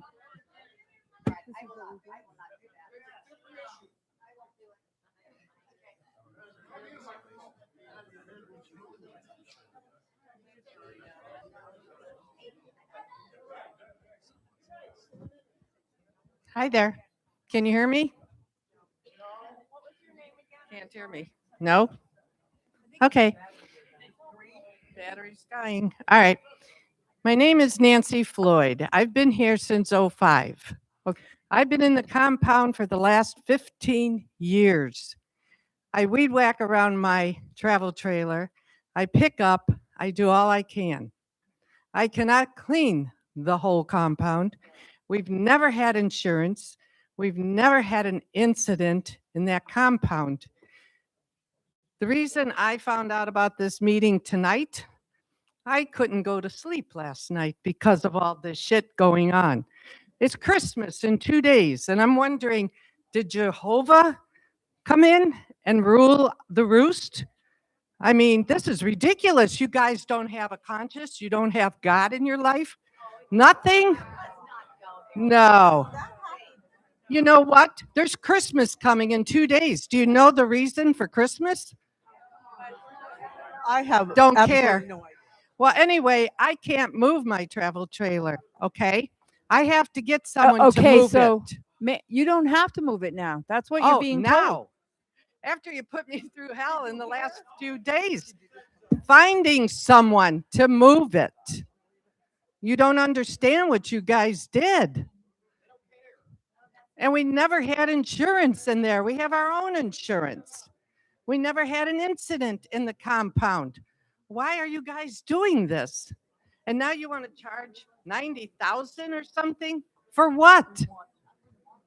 All the incidents are happening at the pool, in the clubhouse, not the compound. And I don't know why all of a sudden you're supposed to move the trailer, leave it at your house until February 1st, and then find a place to go. Now, that's ridiculous. Pardon? I do have my God. I don't know what you guys have. But you know, you shouldn't have done what you did. It's been told. And people are out of money, and it's your fault. Thank you, dear. We reacted to the information that we got.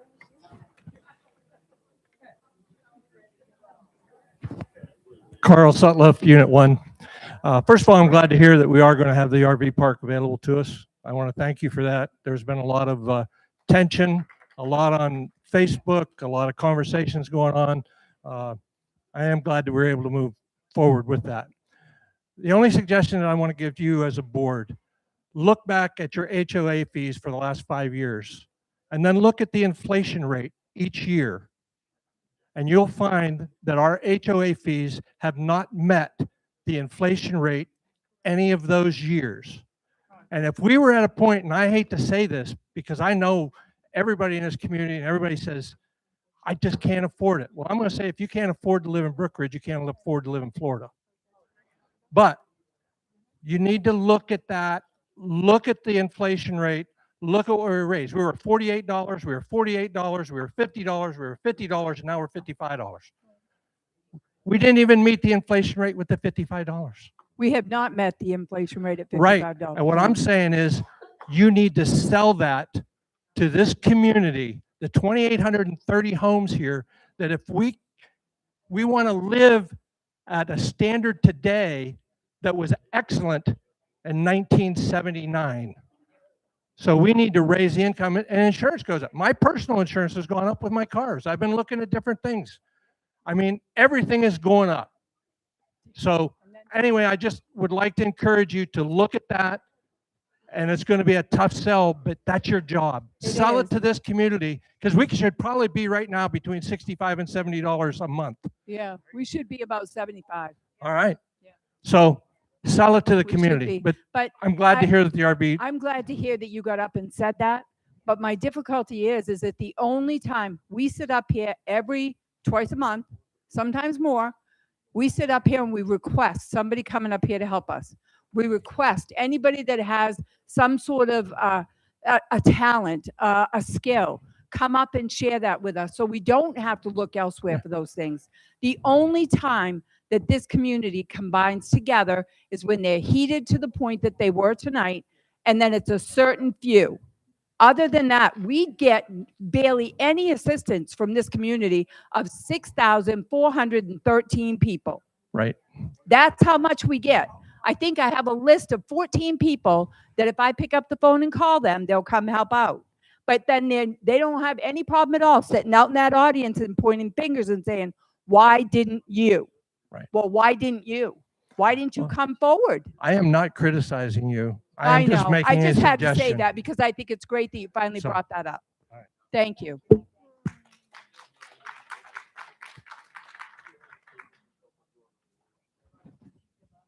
Ron DeLabola, Unit 3. I was at the meeting December 17th, and you sat there and said you were going to get a new stage put in. Where was that money coming from? No, you said that. I have it. Not a new stage. Not a new stage. We were getting bids to just refurbish the top of it because it's That's not what you splintered. said. Okay, thank you. Thank you. But where's that money coming from? You could put that towards this. That's what our reserves are for, is to make sure we keep up the amenities that you guys get to enjoy.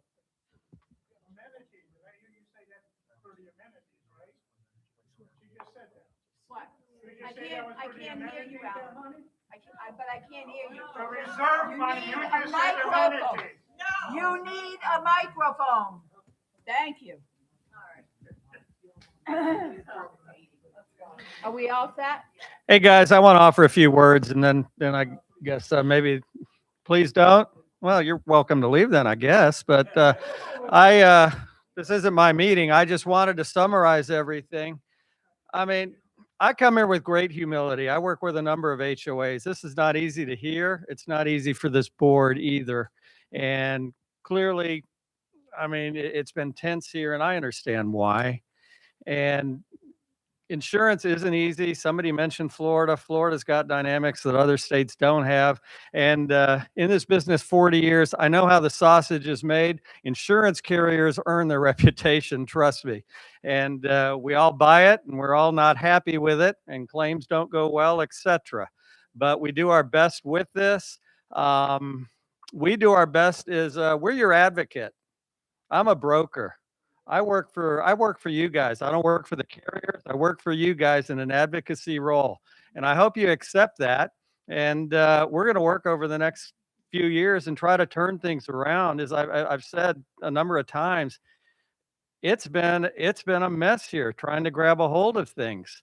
And I'm hopeful, I'm optimistic. This is a tough patch and we move forward, we get aggressive, and we become we try to get ahead of things here. So this is the start of it. And I just appreciate everybody's attention. I know it hasn't been easy with the RV commentary as well. But we move forward with an RV storage facility that exists here. Your current carrier, let me emphasize, does not have a problem with RVs. Auto owners did. But all carriers aren't uniform in the way and when their appetites and how they react to things. Auto owners did. This carrier does not. So thank you for your time, guys. One more. Nancy Horvath, Unit 6. We can't hear you. Nancy Horvath, Unit 6. Once you get the run through and the new information, like you said, it'd be about 45 days. The new insurance company is going to walk through, assess things. Can you share it with us? It'll be shared with you because there's going to be a number of recommendations. And I can tell you, this is something I'm leading, not the current insurance company. So we're going to be proactive with this and do a risk management assessment. Candidly, I want to do the assessment before the new carrier comes in here. Yeah. The last thing you want is to stub your toe with a new carrier. So if I can come in here and be the canary in the mine and look at things, we can get ahead of it. Carrier has the right to come in here and evaluate as many times as they want. And what I want to do is get ahead of it. And that's what I'm doing. So I'm spearheading this.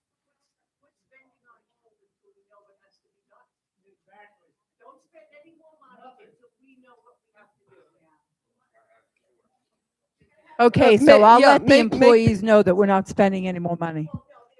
I was only kidding. Okay, can we, when you come back, can you make people, excuse me? When you come back, can you make people aware of what the risks are? Absolutely. Thank you. Absolutely, because as I said, all of the residents are part of this. I mean, every one of us are paying, or every one of you are paying for the insurance. We need to kind of get together in a common cause and take care of this. So yeah, we need to do that. And I look forward to doing that. Are you it, sir? Are you the last? Oh, we got one more behind you, fella. My name is Alan Lear from Unit 2. My question is, I don't know who's with the know what light bulb that took the park and turned it down for 2 weeks and made us try to move. How long are we keeping the RV park open this time? Is this going to happen again? Well, according to what Colin has said, the two that are on the table right now, both don't have a problem with the RV lot. It will stay intact at this point. The reason for that is Till I'm the one of end the of the ones that year, had to we're go out gonna- and find a spot. We are renewed If I every move year. it back, I want to know I'm guaranteed a spot. Okay, we are renewed. We are renewed every year, correct? We are. It's a 1-year policy. I can tell you, loss control from the carrier comes in here and they look at that RV park, and I don't think they'll draw a line in the sand and say, shut it down. They may come in here and say, hey, we need to clean it up. We need to do X, Y, and Z in order to maintain the coverage. So yeah. So we may have to put a little lipstick on that. I think it's in our Just as interest long to as do we know so. we're going to have an RV park. That's what I'm concerned about.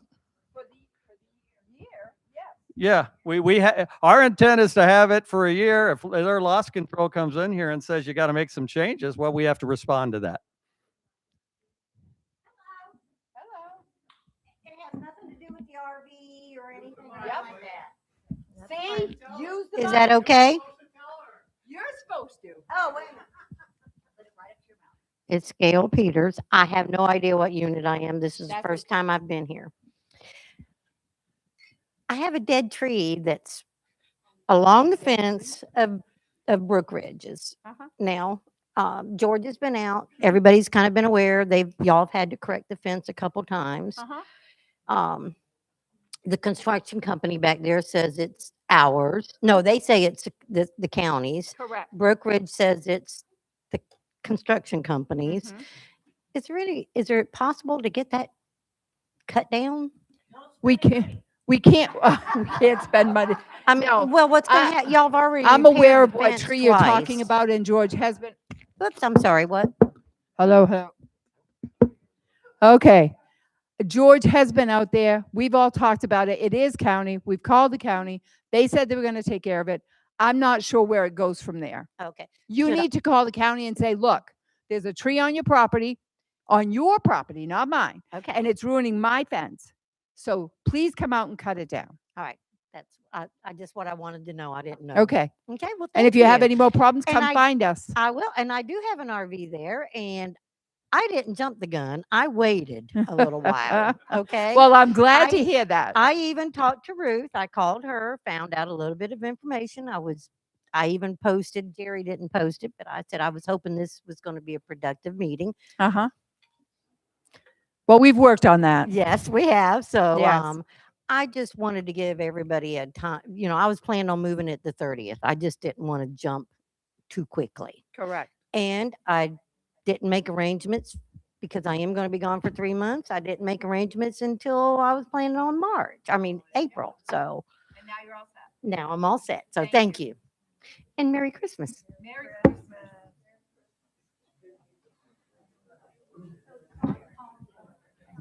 My name is Peter Chassis. One more question. I heard you mention employees and everything else, and I know we fired a lot of them. And I put in a couple of phone calls to the answering machine at the office, and I left a couple of voicemails on the answering machine at the office about this very subject last Friday. About the employees? No, about the RV lot Oh, the RV. on Friday. And it was during business hours, and it only goes to the answering machine. Now, I understand that they were probably getting a lot of heat. And I left him a polite voicemail, and I left him another polite voicemail. Today is Tuesday, and I'm still waiting on y'all to call me back. That's not appropriate. You work, as somebody else said, not just for me, but for 2,800 property owners. And I deserved an answer. I don't care. They signed up for it. They ran for office. And The office the- staff does get paid, their employees. Okay, and yes. But and we do somebody, not get paid. We somebody are is volunteers. responsible, you know, and I got to say, we're talking about $70,000 for a property manager. And I got to tell you, as somebody who is an operations manager in business, there's not a chance I would consider working for 2,800 employers for $70,000 a year. That is when they correct. We expect- can't When find they one. expect me to answer the phone 24 hours a day, 7 days a week. That's right. $70,000 doesn't get me out of bed. I can tell you, the attorney said the GM is going to be married to this place at the size. Yes. Thank you. Are we all good? No, I got Okay. I got one comment. The only comment I have, I can tell you about two claims that were made. One was a lady that, and this is how ridiculous it was. She fell in her house on her property, a claim. She made a claim.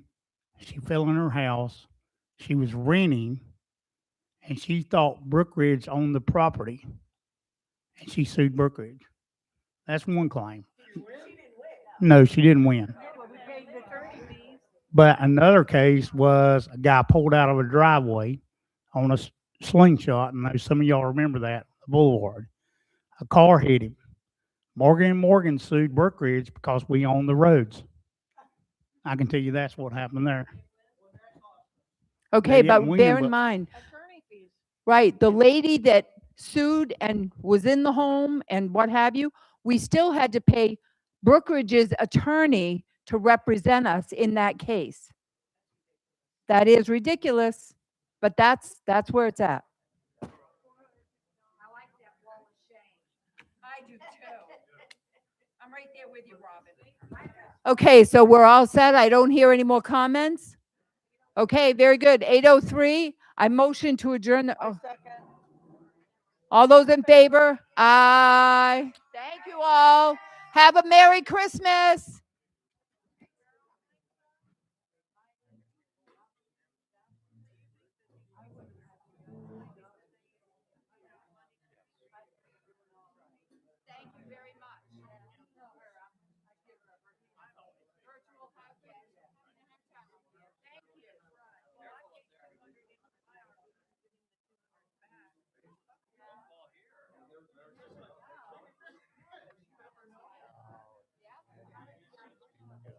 Sorry. Huh? Going between you so she don't see me. She's never been. I know. I know. I know. I know.